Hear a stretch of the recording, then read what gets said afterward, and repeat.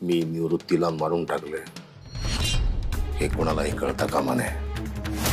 तुम्ही काळजी करू नका, कुणाला काहीही कळणार नाही। मला फक्त साहेबांची काळजी वाटते।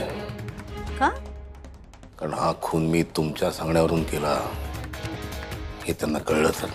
मी तुम्हाला म्हटलं ना, नका काळजी करू, मी सगळं सांभाळून घेईन, कुणाला काहीही कळणार नाही।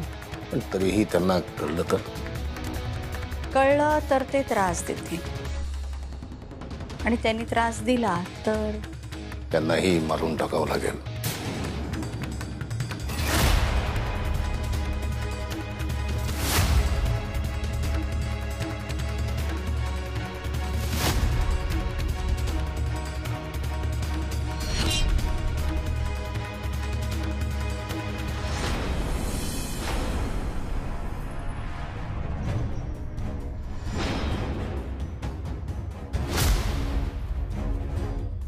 आजकाल किती भयानक स्वप्न पडायला लागलेत मला। हे सगळं काय आहे? नाही, हे कोणालाच कळता कामा नये, अमूल्याला सुद्धा नाही। ती बरोबर म्हणत होती। इनफॅक्ट जर अमूल्याला हे कळलं तर अमूल्याला काय वाटेल माझ्या बाबांबद्दल? नाही नाही नाही, आता काही करून रुक्मिणीला थांबवायला हवं। हो,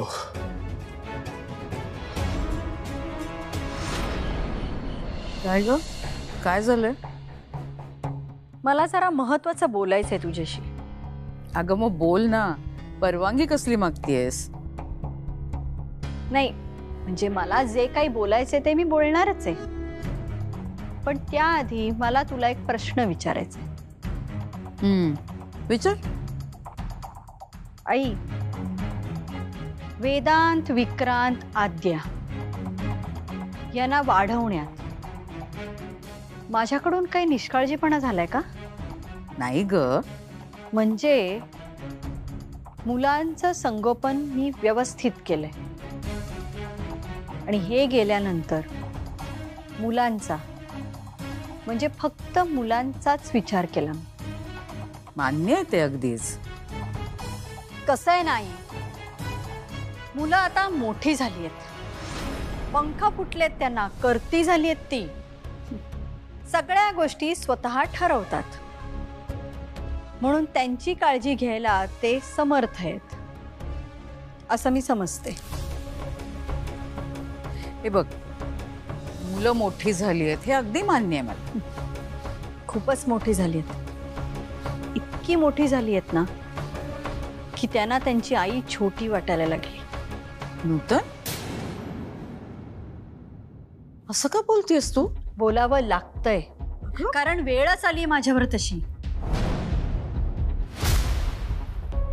म्हणजे आत्तापर्यंत मी फक्त मुलांसाठी जगले, पण इथून पुढचं सगळं आयुष्य मी स्वतःसाठी जगायचं ठरवलंय। आता ना मला फक्त आनंदात जगायचंय, त्यामुळे मी फक्त माझ्या आनंदाचा विचार करणार आहे।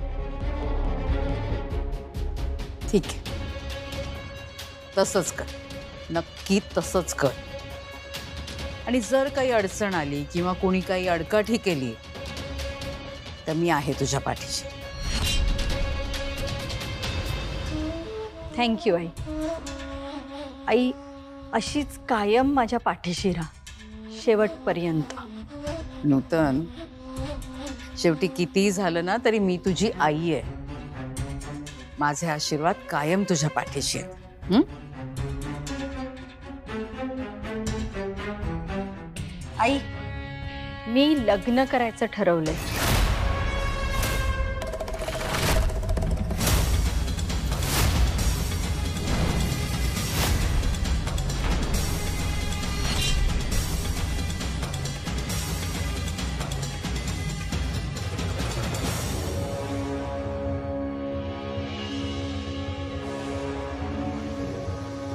काय झालं? हा, तुम्ही सगळेजण असे शांत का झालात? आई, बरी आहेस ना तू? मी अगदी व्यवस्थित आहे. आई पण विक्रांत थांब, आधी आईचं बोलणं नीट ऐकून घेऊयात ना. आई तू तू मस्करी करतेस ना? विक्रांत, अरे अशी मस्करी का करतील त्या?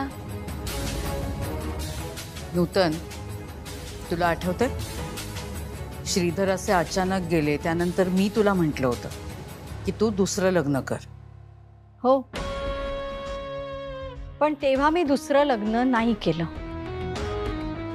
तेव्हा मी मुलांसाठी जगायचं ठरवलं होतं. पण आता हे बघ नूतन, मला विचारशील ना तर तुला जो निर्णय योग्य वाटतोय ना तो तू घे.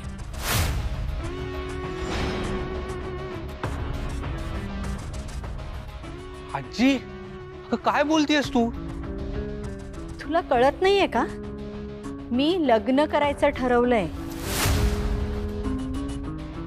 नाही नाही नाही आई, तू तू खोटं बोलतेस. अरे मी खोटं का बोलीन विक्रांत? आद्या, आई बघ ना काय बोलतीये हे. विक्रांत, अरे तू जरा शांत होशील का? अगं हे असं ऐकून कसा शांत होऊ मी? ह्या वयात आपली आई लग्न करणार आहे, लोक काय म्हणतील? अरे तू आत्महत्या करण्याचा विचार केलास ना, तेव्हा सुद्धा लोक जाऊ देत रे. मी काय म्हणेन ह्याचा सुद्धा विचार केला नाहीस तू. नूतन, अगं पण विक्रांत, माझी इच्छा नसताना सुद्धा तू आरतीशी लग्न केलंस.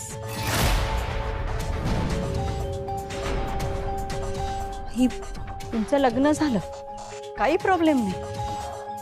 तू आद्या, तुम्ही दोघंही जण संसारात रमला आहात. आणि वेदांत, तो त्या अमूल्याच्या नादी लागून घर सोडून गेलाय. अगं तू कुठला विषय कुठे नेतेस नूतन? मुद्द्याचं बोल ना. मुद्द्याचंच बोलतेय मी, मुद्द्याचंच.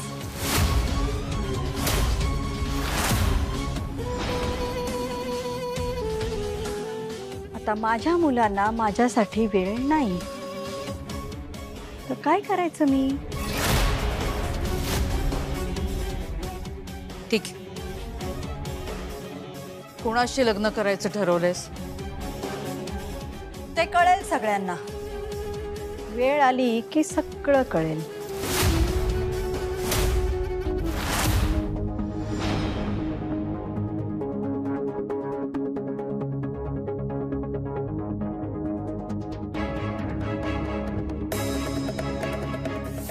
आई ही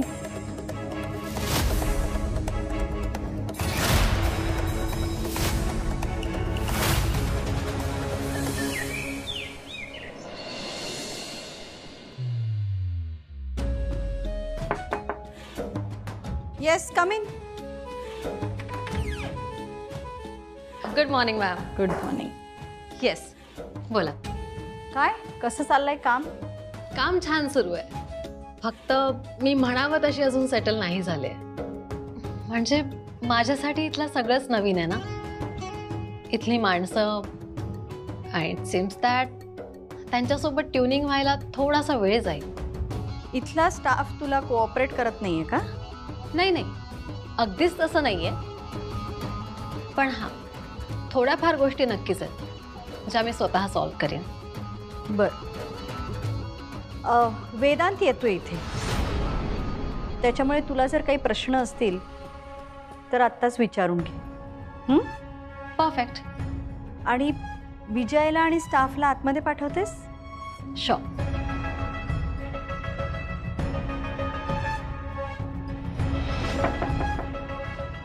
कम इन.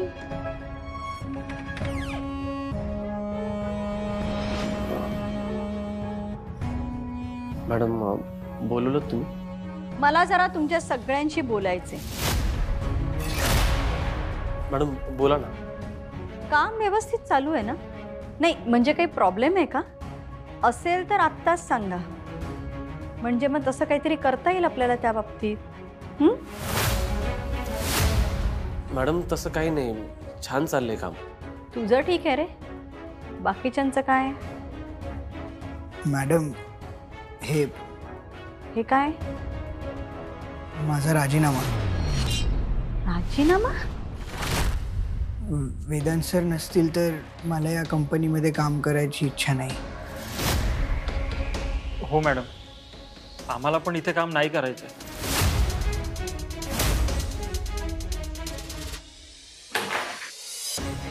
काय चाललंय? तुम्हाला ही काय धर्मशाळा वाटली का रे? मनाला येईल तसे सगळेजण वागतायत. आणि राजीनामा देण्याचा आगाऊपणा कोणी करायला सांगितलं तुम्हाला? वेदांतनी? नाही नाही मॅडम, वेदांत सरांची तर भेट सुद्धा झालेली नाही. मॅडम खरं तर वेदांत सरांना भेटून मग राजीनामा देणार होतो, पण आता वेदांत सर भेटतील असं वाटत नाही. अरे इथे नोकरी करायला येता का वेदांतचे गोडवे गायला येता? एवढ्या मोठ्या कंपनीतली नोकरी सोडताय तुम्ही, बाहेर अशी नोकरी मिळणार नाही तुम्हाला. मॅडम वेदांत सरांसारखी माणसं सुद्धा भेटणार नाही. विजय तुझं काय? मॅडम माझं काही नाही, मी खुश आहे इथे. मी निष्ठावान आहे मॅडम. माझे बाबा वेदांत सरांच्या वडिलांकडे कामाला होते सर. मॅडम मी वानखेडेंकडे म्हणजे इथेच काम करेन आणि तुमची सेवा करेन मॅडम. निघा तुम्ही सगळे, निघा सांगितलंय मी.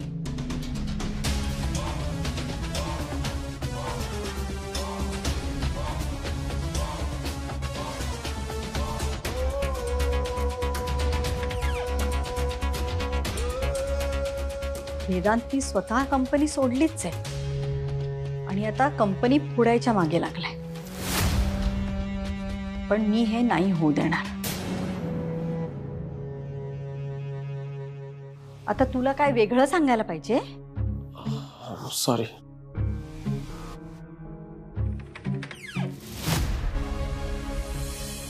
अगं अशी अचानक कशी आलीस?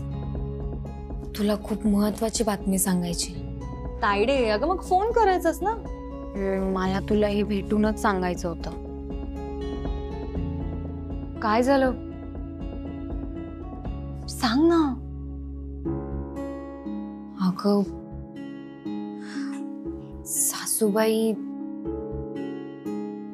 सासूबाई लग्न करतायत.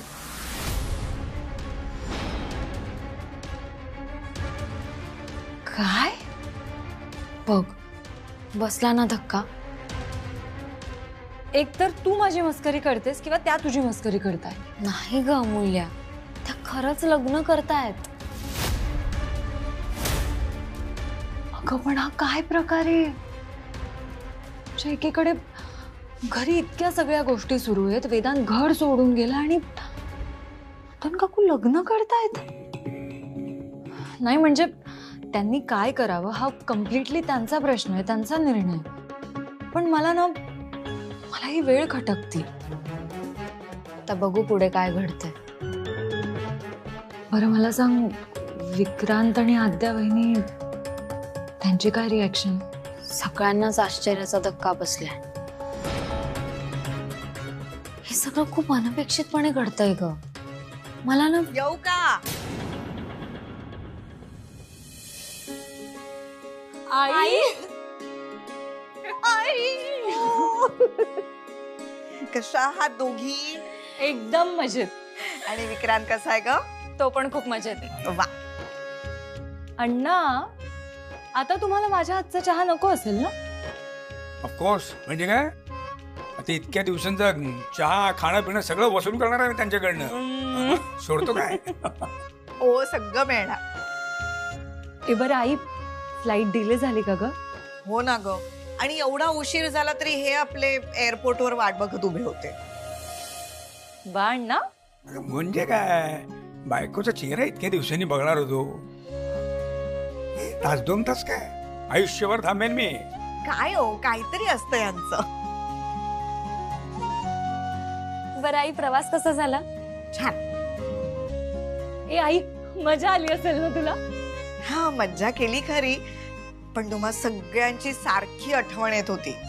आता इथून पुढे जायचं तर सगळ्यांनी एकत्र जायचं. हा हो जायचं. तिचं अमूल्याचं लग्न झालं की सगळी मिळून देवदर्शनाला जाऊ एकत्रच. चालेल. बर सुमन, पटकन फ्रेश होऊन घ्या.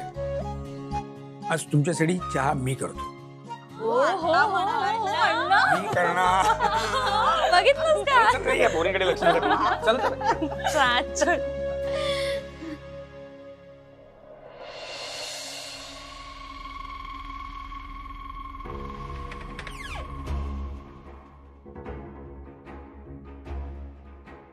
नॉक न करता आत आलास.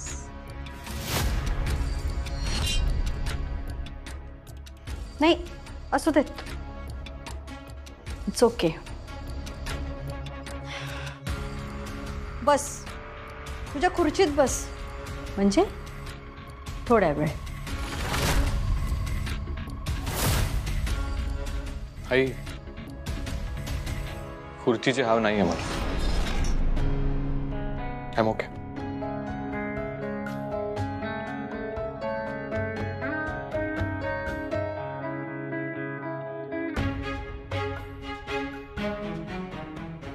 तू अजूनही कंपनीचा 24% मालक आहेस. मग हे असं कंपनीच्या विरोधात जाऊन काय मिळतंय तुला?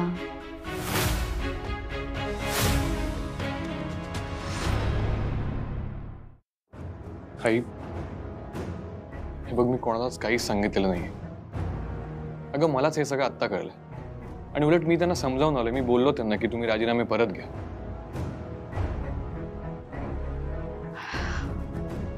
वेदांत, खायचे दात वेगळे आणि दाखवायचे दात वेगळे असतात, कळतं मला. आई, मी परत एकदा सांगतोय, मी असं काही केलेलं नाहीये.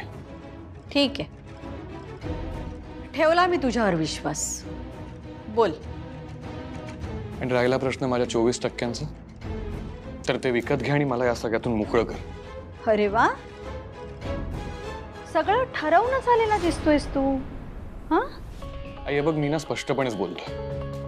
भांडायला आलायस माझ्याशी? नाही. मग शेअर्स विकत घे आणि मला पैसे दे. ह्याचा अर्थ काय होतो? माझे बँक अकाउंट फ्रीज केले, माझे कार्ड ब्लॉक केले, जॉईंट अकाउंट मधून पैसे काढून घेतलेस. कसा जगणार होतो? विचार केलास तू माझा? तू माझा विचार केलास का रे? हा, मग मी तुझा विचार करावा अशी अपेक्षा का करतोस तू? मस्त, ऍक्च्युली ग्रेट. आई, अगं असं ना स्वतःच्या शत्रूशी पण नाही वागत कोणी. But it's okay. मला वाद नाही घालायचंय. लास्ट व्हॅल्युएशन प्रमाणे कंपनीची व्हॅल्यू 300 करोड आहे. त्यानुसार 24% म्हणजे 72 करोड. तर ते 24% माझ्याकडून विकत घे, माझे पैसे मला परत दे आणि मला या सगळ्यातून मोकळं कर. आणि मग तुम्हाला हवी तशी ही कंपनी चालवा.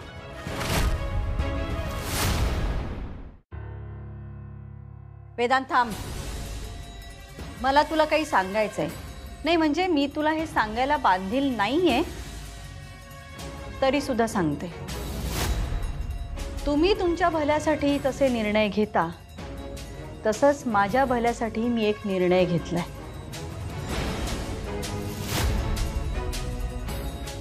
मी लग्न करायचं ठरवलंय.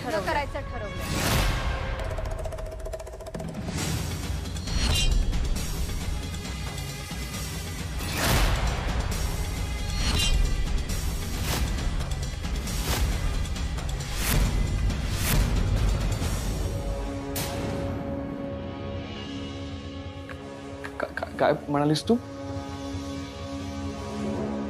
मी म्हटलं मी लग्न करणार आहे. आई, तू काय बोलतेस? कळतंय का तुला? मला व्यवस्थित कळतंय मी काय बोलतेय. आणि का नाही करायचं मी लग्न? कोणाशी? वेळ आली की सांगेन तुला. बघ आई, तू असे अविचारी निर्णय नको घेऊस. पुढे जाऊन तुलाच त्रास होईल याचा. आई, तू